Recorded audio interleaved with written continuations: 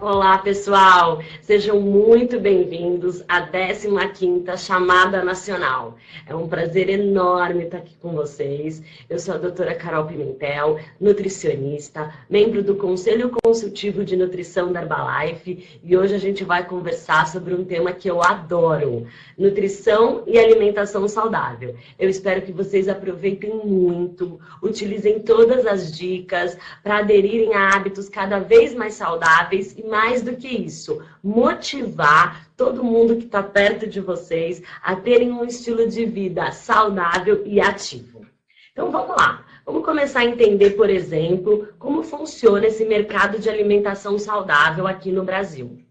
O Brasil tem um potencial enorme. Ele é o 5º mercado de alimentação saudável no mundo todo. Movimenta 27 bilhões de dólares em vendas, sendo que 83% dos brasileiros querem continuar saudável, pelo menos nos próximos anos. 66% buscam alternativas para isso, mas 55% desses mesmos brasileiros expressam, por exemplo, estar parcialmente satisfeitos com todos esses produtos que existem de nutrição. Então, a gente tem aqui um mercado potencial importante, né? O brasileiro investindo em produtos mais saudáveis, investindo em nutrição, mas, por outro lado, metade da nossa população continua com excesso de peso e quase 20% com obesidade. O que está acontecendo, né? Como é que a gente pode melhorar a alimentação, melhorar a nossa saúde e tentar conter essa carga global, essa epidemia da obesidade? Então, uma das estratégias que eu acredito ser a mais eficiente é a gente trabalhar com educação nutricional. Tudo que envolve educação tende a ser sustentável, tende a ser para a vida inteira. E não é diferente da educação nutricional.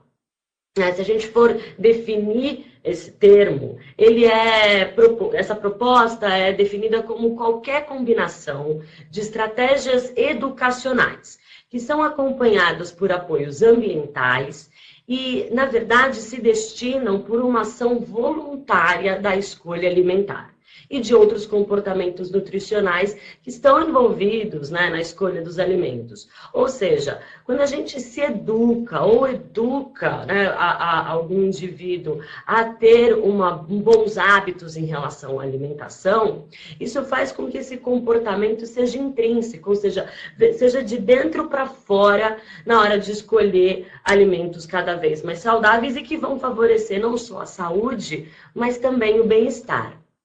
Essas intervenções educacionais, elas servem para incentivar as pessoas a melhorar as suas dietas.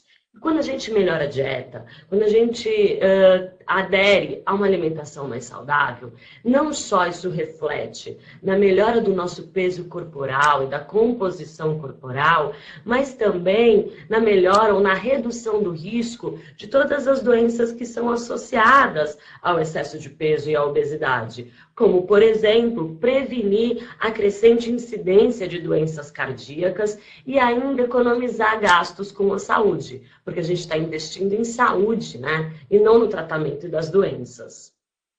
Bom, mas nada adianta a gente simplesmente pensar só em alimento, só em alimentação saudável. É preciso pensar num estilo de vida saudável. Então, vários governos do mundo inteiro têm se empenhado em adotar estratégias que são baseadas na orientação para escolher alimentos mais saudáveis. Mas só isso não é suficiente. É preciso que essas orientações para a escolha de alimentos mais saudáveis, elas venham juntas dentro de um contexto, de um estilo de vida mais amplo, que envolve alimentação, envolve atividade física também, e envolve práticas sustentáveis, de acordo com o nosso, também de acordo com a nossa cultura e com o nosso social. Então, se a gente for definir o que é um estilo de vida saudável, eu trago para vocês 3 componentes importantes. O primeiro, hábitos alimentares mais saudáveis. E que essas práticas estejam relacionadas também com um ambiente mais sustentável. Depois, não só a atividade física, mas na mesma importância, o descanso, né? É preciso se recuperar para ter mais disposição para praticar essas atividades físicas. E por último, dentro de um estilo de vida saudável, também engloba diretrizes de higiene que podem contribuir para a melhora da saúde. Mas não só isso, né? Não é quando a gente fala de diretrizes de higiene, isso não é uma visão individual, é global, né? São diretrizes ou são guias que podem contribuir também para um planeta mais sustentável. Então, a gente pode aplicar essas diretrizes da vida saudável para toda a população. Mas tem que lembrar que cada pessoa tem um contexto social e cultural. E isso tem que estar associado, né? Tem que ter a ver com esse contexto cultural e social. Para isso, a gente também pode incluir uma dimensão ambiental e de sustentabilidade, que previne não só, né, o ganho de peso, como também o surgimento dessas doenças crônicas. Que doenças crônicas são essas? A obesidade, as doenças cardiovasculares, o diabetes, a hipertensão arterial e até alguns tipos de câncer. Bom, falando então primeiro sobre alimentação e nutrição, lembra, dentro do contexto de vida saudável, se alimentar de forma mais saudável, ela é baseada em alguns pilares, né? Primeiro, por exemplo, a biodiversidade. O que é isso? Uma dieta variada, né? Cheia de alimentos diferentes e que não seja monótona, ou seja, você não deve comer todo dia a mesma coisa, né? Porque essa variedade traz mais cores para a nossa dieta. E quanto mais cores na nossa alimentação, mais a gente acessa nutrientes diferentes. E isso é muito importante. Mas a gente tem que pensar além disso, né? Então, por exemplo, o bem-estar animal, a sustentabilidade nos meios de agricultura e pecuária são importantes também e devem aí compor algum dos fatores que influenciam a escolha dos nossos alimentos. Assim como favorecer, priorizar, né, e divulgar sempre a escolha por alimentos locais e da época, porque eles são mais baratos, né, então o preço é mais justo e mais do que isso, eles também têm um melhor valor nutricional, também são mais nutritivos quando estão na época. A segurança alimentar quer dizer o acesso à boa alimentação, a uma alimentação de qualidade e saudável, que é direito de todos nós, né? Cozinhar em casa, esse é um item que eu adoro, pessoalmente, porque eu também gosto muito de cozinhar, mas não só isso. Só o fato da gente cozinhar e estimular essa prática já é um dos pilares de um hábito de vida mais saudável. Inclusive, tem estudos que mostram que as pessoas que cozinham mais e que amam cozinhar, né, que gostam de cozinhar, elas tendem a ter uma alimentação mais saudável. Então, estimular essa prática é sempre importante. Também se alimentar junto com as outras pessoas, né? Fazer desse momento um momento de confraternização. Isso ajuda a melhorar não só a nossa alimentação, como também o bem-estar e essa sensação de felicidade. E por último, sempre apoiar as práticas de aleitamento materno, principalmente o aleitamento materno exclusivo até os 6 meses de idade. Isso está dentro aí de todas as variáveis importantes para uma alimentação e nutrição mais saudável e mais sustentável. E em relação à atividade física e ao descanso, quais são as variáveis envolvidas nesse processo? Então, primeiro, favorecer uma atividade física no deslocamento diário. O que é isso? Sempre que possível, ir a pé, ou de bicicleta, né, ou subir as escadas no seu deslocamento para o trabalho, ou no deslocamento das suas atividades, né? Isso vai aumentar o número de atividade física, ou melhor, vai aumentar o tempo de atividade física que você realiza ao longo do dia. Essas atividades físicas, elas também devem ser incorporadas no momento de lazer, principalmente em atividades ao ar livre. Isso, inclusive, garante as doses de vitamina D, né? Porque você se expõe ao sol e a principal fonte dessa vitamina. Então, para isso é preciso criar espaços para atividade física, né? Não só isso, estimular a educação física nas escolas e também promover um envelhecimento ativo. Isso é importante, porque quando a gente incorpora essa atividade física, tanto para o deslocamento diário quanto no lazer, isso fica a longo prazo, né? Pode significar nesse envelhecimento mais ativo. E sempre evitar o sedentarismo, evitar o comportamento sedentário. O nosso estilo de vida moderno induz a gente a ser muito sedentário, por conta de todas as facilidades, porque a gente está sempre sentado, né, ou em frente ao computador, ou assistindo um treinamento, ou vendo alguma aula. Então, isso propicia muito o comportamento sedentário. A ideia é que em todos os outros momentos você esteja ativo.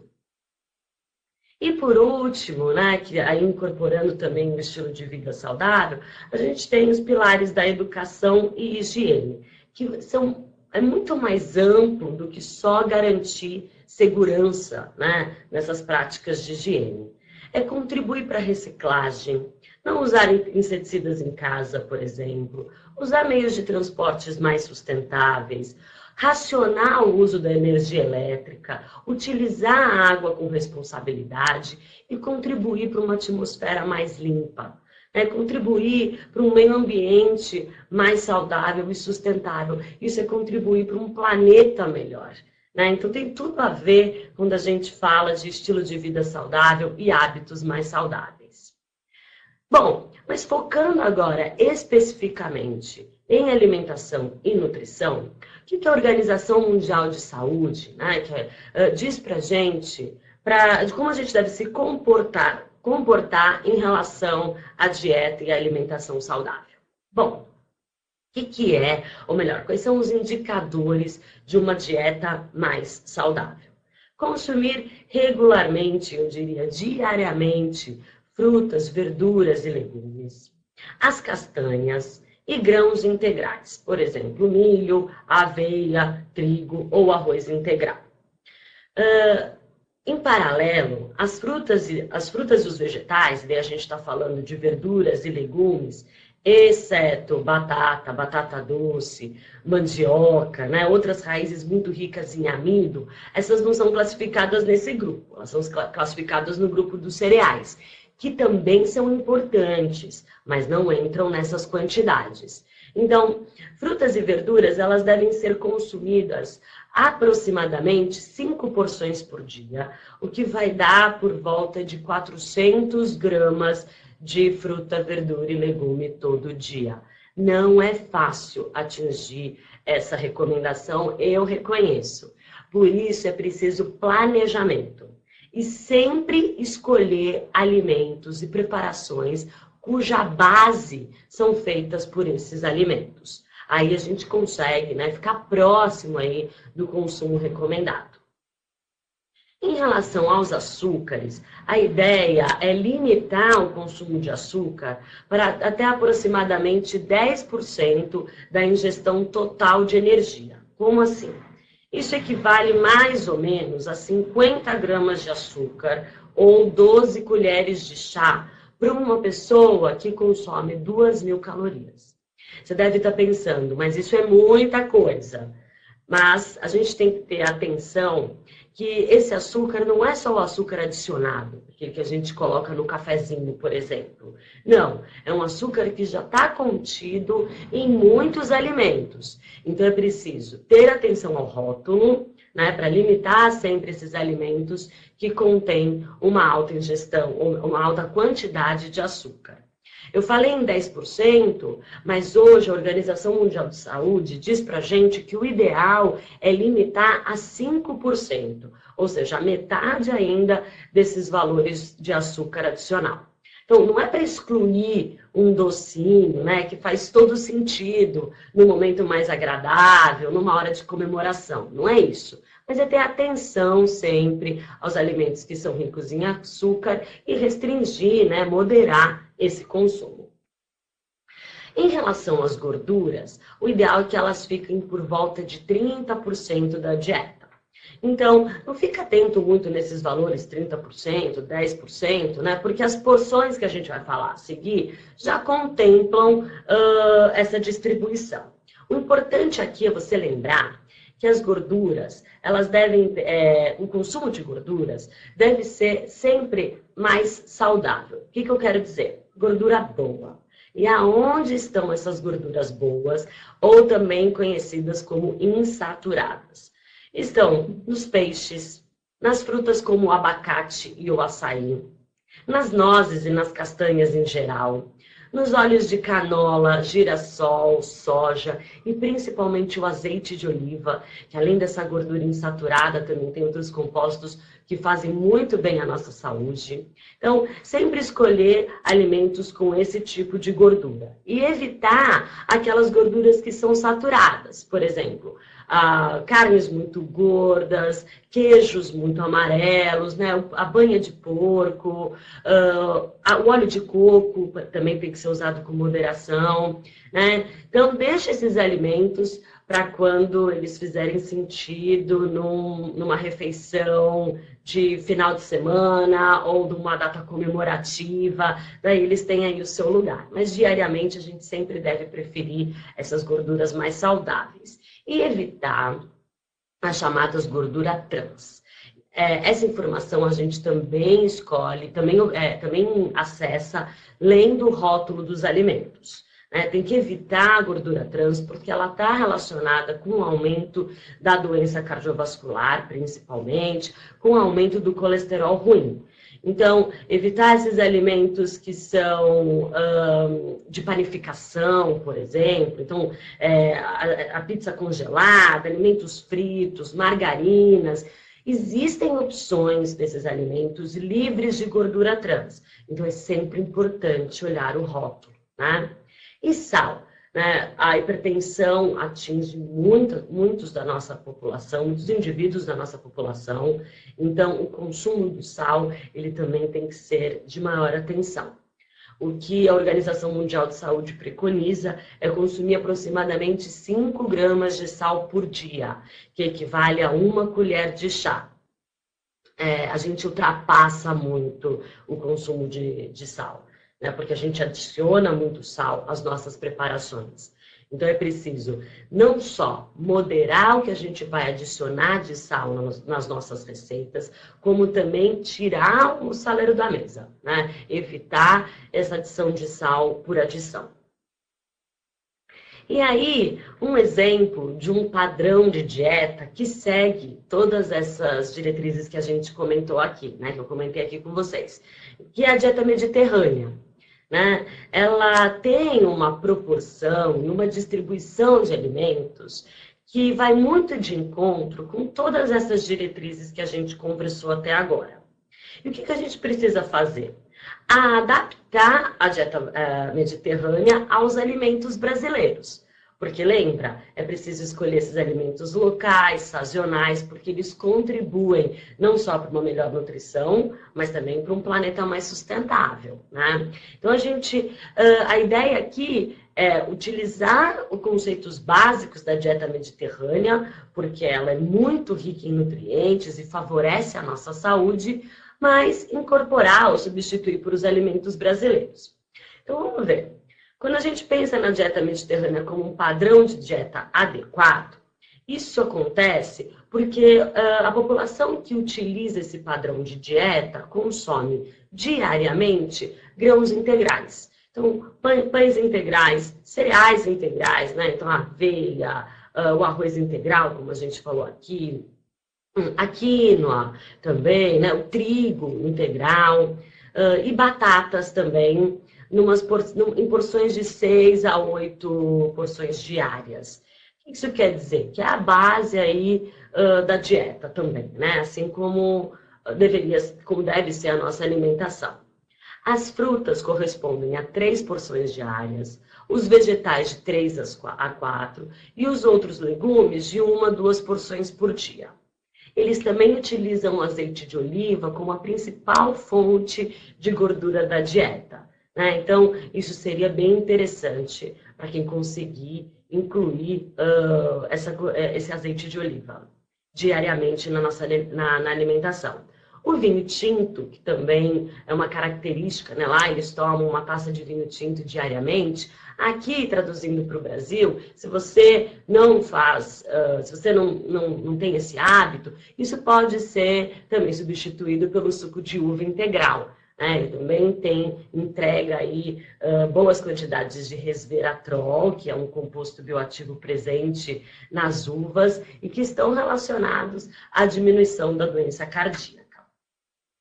Os produtos lácteos, né, leites e derivados, estão aí limitados a 2 porções diárias. Então, essa é a base da alimentação da dieta mediterrânea. E semanalmente, quase que diário, eles vão incluir os peixes. Menos ainda, por 4 porções na semana, ou seja, 4 dias na semana, eles incluem aves. As azeitonas e castanhas também, 4 dias na semana. Os ovos estão limitados a 3 porções na semana, assim como os doces. E mensalmente, né, ou uma vez na semana só, o consumo de carne vermelha. E o que a comunidade científica tem visto, né, é que essa população tem uma maior longevidade e, mais do que isso, morre menos por doenças cardíacas, por acidente vascular cerebral, né, o AVC, também tem menor incidência de diabetes e vivem mais e melhor. Isso porque essa dieta está associada ao consumo de nutrientes e compostos bioativos muito importantes, né? A gente está falando de antioxidante, por exemplo, como a vitamina C, os carotenoides, lá, que são da família da vitamina A, e o selênio, né? Então, falando um pouco dos carotenoides, tem que destacar que a dieta mediterrânea também estimula muito o consumo do molho de tomate, que é rico no licopeno, né? E é antioxidante, também favorece aí para a saudabilidade dessa dieta. Também é rica em minerais como magnésio, potássio, vitamina K e fitoestrógenos, né? Que são encontrados, inclusive, na soja. Outra estratégia importante, né, além da gente dar um padrão de dieta que seja considerado mais saudável, mas lembrando sempre que o padrão de dieta mais saudável tem a ver com o seu contexto cultural, com o seu meio social, né, e aonde você vive, a região em que você vive. Então, outra ideia bastante legal foi proposta aí por vários governos, como vocês podem ver um exemplo para a população espanhola, mas também para a população americana, foi adotado pela Organização Mundial de Saúde e também pelo governo brasileiro, que se chama 5 ao dia. O que isso quer dizer? A gente deve consumir frutas e legumes, frutas, verduras e legumes, 5 vezes por dia, e que isso é muito bom para a nossa saúde. Esse ícone da mãozinha, vocês podem ver que tem um dedo pintado de cada cor, né? É para mostrar que essas 5 porções devem ser escolhidas de cores diferentes. Eu falei, já conversei aqui sobre isso, que cada cor acessa um nutriente diferente. E quanto mais a gente vai variar essa dieta, melhor para acessar todos os nutrientes diferentes. Então, o objetivo desse programa é melhorar os hábitos alimentares da sociedade e aumentar o consumo por pessoa de frutas e vegetais frescos, né? Aumentando, então, o consumo desses alimentos por toda a população.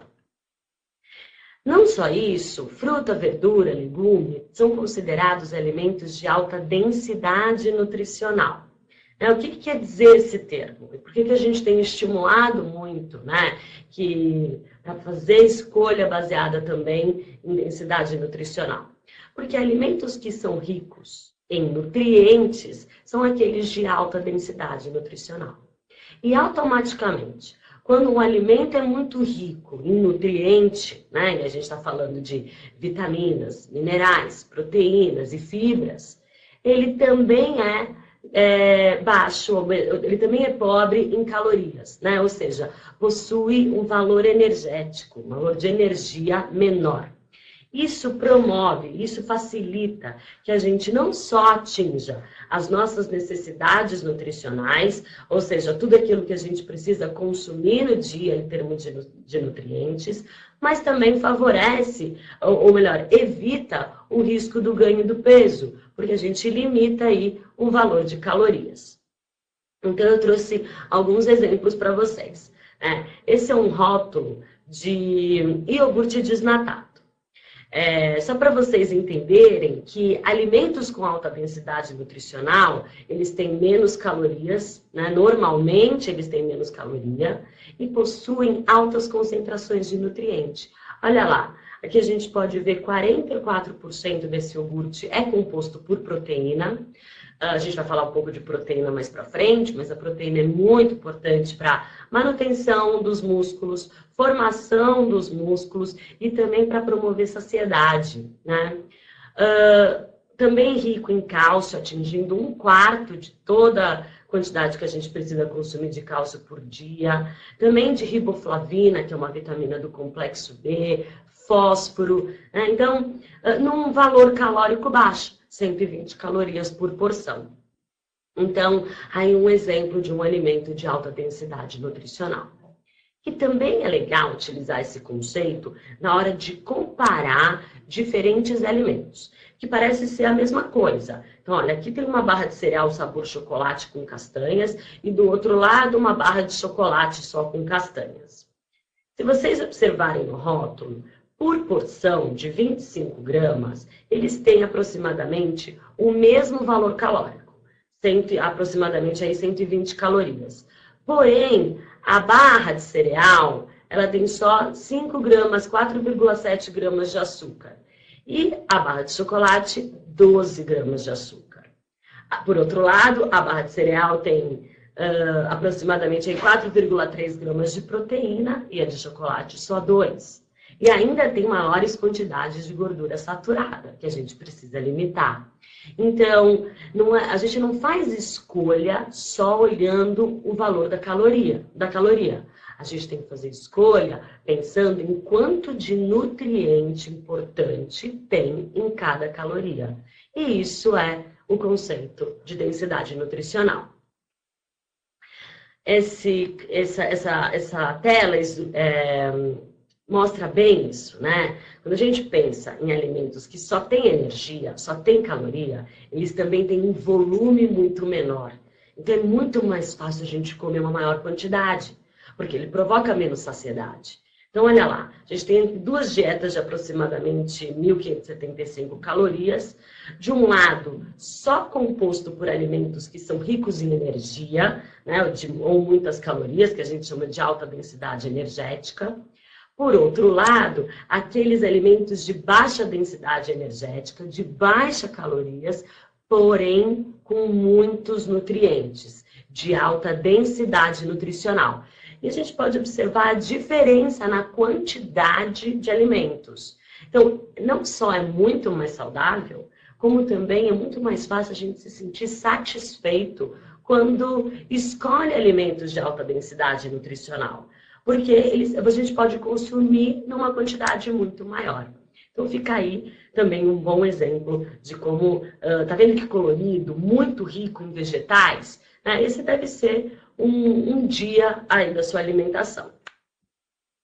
Em relação à atividade física, né, que é um outro pilar de hábitos de vida mais saudável. Então, o que a Organização Mundial de Saúde recomenda para melhorar a função cardiorrespiratória, a função muscular, melhorar também a saúde dos ossos e reduzir o risco de doenças, inclusive da depressão. Porque fazer atividade física todo dia também libera um neurotransmissor importante chamado serotonina, que é o responsável por essa sensação de bem-estar. Eu já fiz atividade física hoje. E agora eu estou aqui com vocês, não só fazendo o que eu adoro, né, que é estimular essa alimentação mais saudável, como também já induzir os níveis de serotonina. Então, praticar atividade física todo dia é muito importante para essa sensação de bem-estar, né? E como a gente já conversou também, atividade física não é só aquela programada. Ou seja, não é aquele momento que você vai fazer ginástica, ou que você marcou uma aula de dança, ou uma partida de futebol. Não. A atividade física, ela tem mais de um componente. Ela também está relacionada com a atividade física do lazer, né? Então, nos seus momentos de folga, você tem que ter prazer em fazer atividades que, né, aumentam a frequência respiratória e que gastem energia, né? Também utilizar a atividade física no deslocamento, no transporte, né? Como a gente viu, ou caminhar ou ir de bicicleta. No trabalho também, e durante as tarefas domésticas, sempre ter um comportamento mais ativo. Subir e descer escada, por exemplo, né? E também jogar, realizar esportes e os exercícios planejados. Lembrar que a escolha da atividade física tem que ser aquela que você goste. Inserida também dentro de um contexto familiar e de todas as atividades que você pode fazer dentro da sua comunidade.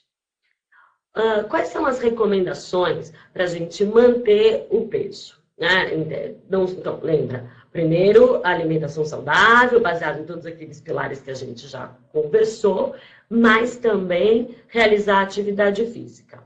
150 minutos de atividade aeróbica, de intensidade moderada ao longo da semana. Você pode distribuir aí 30 minutos, 5 vezes na semana, por exemplo. O importante é que seja no mínimo 10 minutos sem parar, 10 minutos contínuos. O que é uma intensidade moderada? Caminhar rapidamente, andar de bicicleta num ritmo mais acelerado, né? Exercícios com peso também que são de intensidade moderada. Também, ou você pode substituir por 75 minutos de atividade física aeróbica de intensidade vigorosa. É aquela que a gente transpira bastante, que eleva muito a frequência respiratória. Então, uma aula de dança, como eu já comentei, ou uma partida de futebol, né? Ou uma aula de spinning, né? Que é aquela aula de bicicleta, onde a frequência cardíaca é bem elevada. Então, daí você deve realizar 75 minutos por semana, ou 150 moderada, ou 75 vigorosa. Lembra, pelo menos 10 minutos contínuos por dia. Para um benefício adicional, principalmente para promover também a redução do peso, essa quantidade deve ser dobrada. Então, 300 minutos por semana de atividade com intensidade moderada ou 150 de intensidade vigorosa. Né? As atividades para fortalecer a nossa musculatura, elas também devem ser encorajadas, ou seja, a gente tem que fazer aí exercícios com peso ou musculação no mínimo 2 vezes ou mais por semana. Existem vários vídeos hoje na rede que vão ajudar você a fazer exercícios com peso em casa também, né? Então, para facilitar a vida e até diminuir os custos com isso. O ideal é que a gente incorpore isso como um hábito e faça, porque essa atividade física é muito importante para a gente melhorar a saúde e a nossa sensação de bem-estar.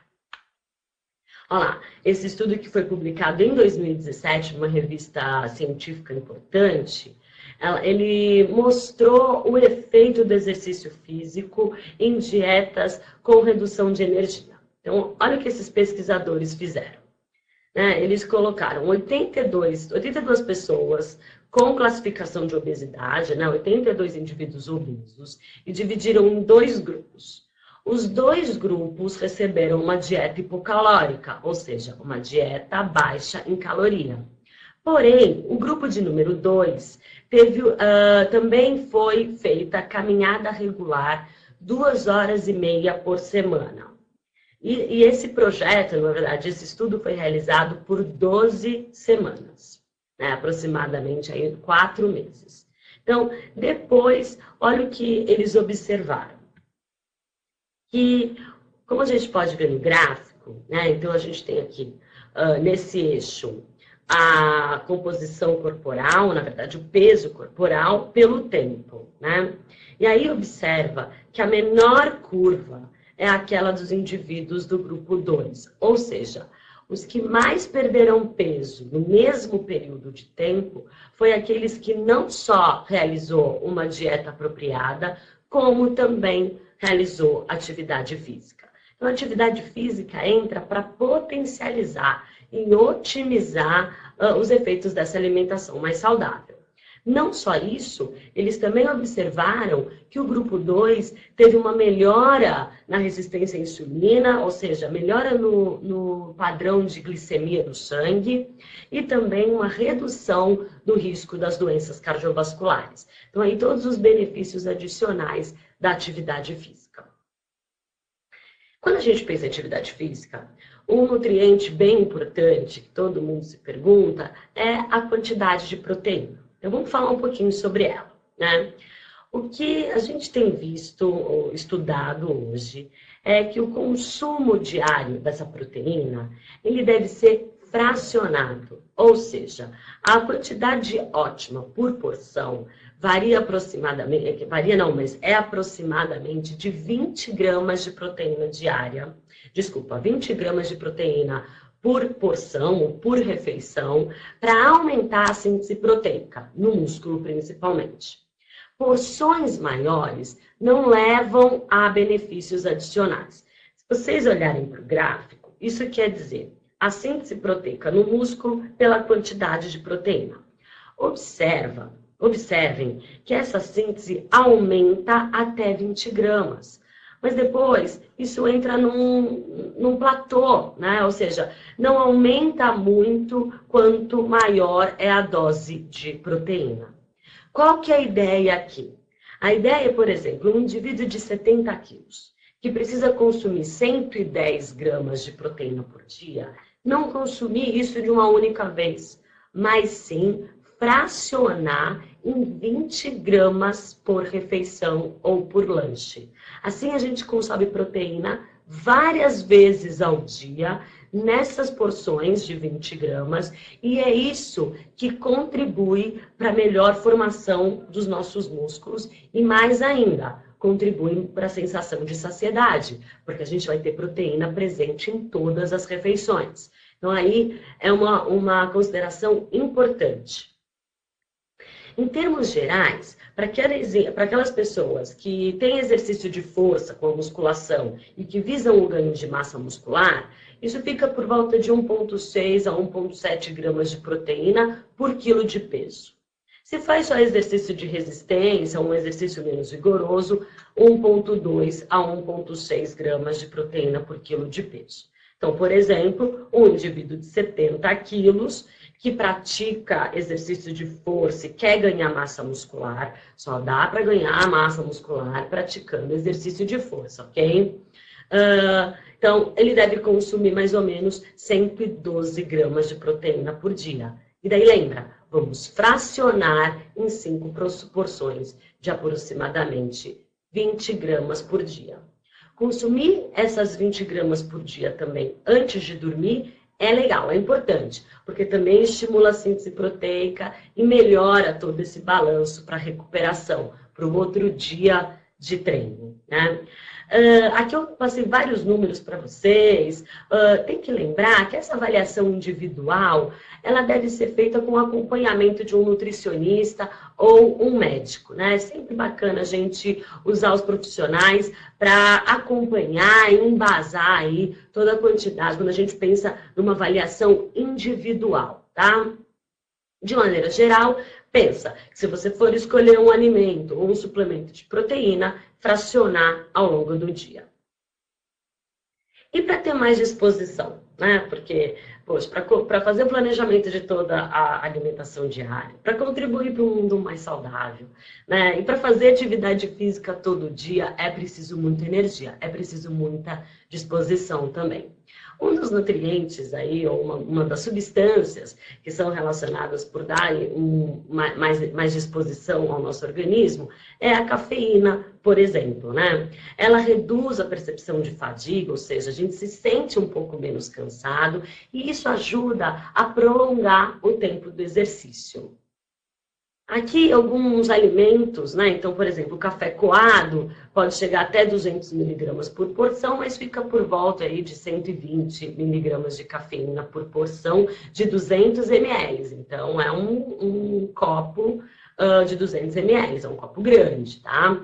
Isso vai dar mais ou menos aqueles 5 cafezinhos ao longo do dia. E nessa proporção, isso não ultrapassa a recomendação máxima de cafeína diária, que fica por volta de 400 miligramas. Então, vale a pena investir também nesses alimentos, em produtos que contenham cafeína, para dar mais disposição. Lembra que a cafeína, né, a resposta à dose de cafeína é muito individual. Então, tem indivíduos que ficam superativos com baixas doses, tem outros que precisam de uma dose maior para se sentir mais disposto. Então, vale a pena, né, se conhecer, experimentar e usar aquela dosagem que te deixa mais disposto, mas também sem desconforto. O chocolate é uma opção, né? Principalmente esse chocolate 70% cacau, que contém menos açúcar, né? Para a gente limitar aí o consumo de açúcar. O guaraná também é uma boa fonte de cafeína, o pó de guaraná. Também os chás, como o chá de erva mate. Então, aí uma ideia de como incluir esses alimentos ricos em cafeína. Não só isso, não para dar mais disposição, parece que a cafeína também deixa a gente um pouco mais esperto, né? Ou seja, mais atento, né? Ela é considerada a substância que tem uma ação no nosso sistema nervoso central mais consumida no mundo inteiro. Olha lá, nos Estados Unidos, isso fica por volta de 300 miligramas por dia, que dá mais ou menos uns 4 cafés expressos. Os adolescentes chegam a consumir 100 miligramas por dia. Na Europa, esse consumo varia de 37 até 319 miligramas por dia. E aqui no Brasil, a gente só consome 115 miligramas por dia, que é uma xícara só, uma xicrinha, né, de café expresso. Então, aí, o nosso consumo diário não ultrapassa o limite permitido. E se você achar que é interessante para ter mais disposição, ou se você se sente mais disposto, vale a pena investir na cafeína. Não só na cafeína, mais importante ainda, quando a gente pensa em atividade física, em muita hidratação. Né? O nosso corpo é constituído basicamente por água, e hidratação é a quantidade de água que existe no nosso corpo, que a gente precisa manter todo dia, né? Diariamente. Então, olha lá. Por que a gente precisa manter esse nível de hidratação? Porque a desidratação, a perda de líquidos é muito prejudicial. Então, ela prejudica a performance, principalmente durante atividades físicas mais prolongadas e principalmente quando o clima está muito quente. Também diminui o nosso desempenho mental e cognitivo, além de a gente poder apresentar alguns sintomas, como cãibra, ou exaustão, ou até a concentração muito baixa de sódio no nosso corpo, que dá um desconforto, né, e pode levar a complicações mais sérias, né, e aumentar a temperatura corporal. Então, aqui, atenção principal à hidratação, principalmente nos dias mais quentes, né? E como a gente deve repor esses líquidos, pensando principalmente no contexto da atividade física. Antes do exercício, de 250 a 500 mililitros de água, aí umas 2 horas antes, mas se você se sente bem, pode ser também até 30 minutos, 20 minutos antes da prática de atividade física. Durante o exercício, né, iniciar a ingestão nos primeiros 15 minutos e depois continuar bebendo água ou líquidos de 15 a 20 minutos, que vai variar de acordo com o tempo de atividade física. Depois do exercício, sempre lembrar de continuar bebendo líquidos para compensar todas essas perdas. E se o exercício durar mais de 1 hora, é importante que tenha uma solução também com eletrólitos, como sódio, né? Então, é importante essas bebidas para atividade física, quando ela for maior do que 1 hora. Ó, já vou até tomar um pouco de água para garantir essa hidratação. Bom, para finalizar a nossa conversa, né, ter disposição no dia a dia, né, ter energia, sentir essa vitalidade é fundamental para que a gente possa ter um hábito de vida mais saudável, né, porque isso dá mais motivação. Então, lembre-se sempre desses 3 pilares. Relaxa também, né? A gente não precisa ficar preocupado com tudo que vai comer, com o tempo que vai fazer atividade física, não. Isso tem que estar encaixado na sua rotina, tem que ser uma coisa mais natural, né? Então, e lembrar que é sempre um pouquinho todo dia. Mas todo dia também você pode se perguntar, né? Minha alimentação, ela está equilibrada? É um pilar fundamental para a gente ter mais disposição. Fiz atividade física, qualquer tipo de atividade física, né? Aquela que eu gosto, também vai te dar mais disposição. E, principalmente, durma bem, descanse, né? Estar descansado é o que mais aumenta a nossa disposição, a nossa sensação de bem-estar. Né? Porque assim, quando a gente está mais descansado, mais disposto, a gente consegue realizar todas as nossas atividades e contribuir sempre para um estilo de vida mais saudável, mais ativo. Eu espero que vocês tenham gostado desse treinamento. Eu espero que vocês consigam aderir a todas essas dicas que eu conversei com vocês aqui. Contem sempre comigo. Muito obrigada pela presença de vocês. E não se esqueçam, agora, no final desse treinamento, de acessar e responder a pesquisa de satisfação. Muito obrigada, foi um prazer muito grande e até uma próxima.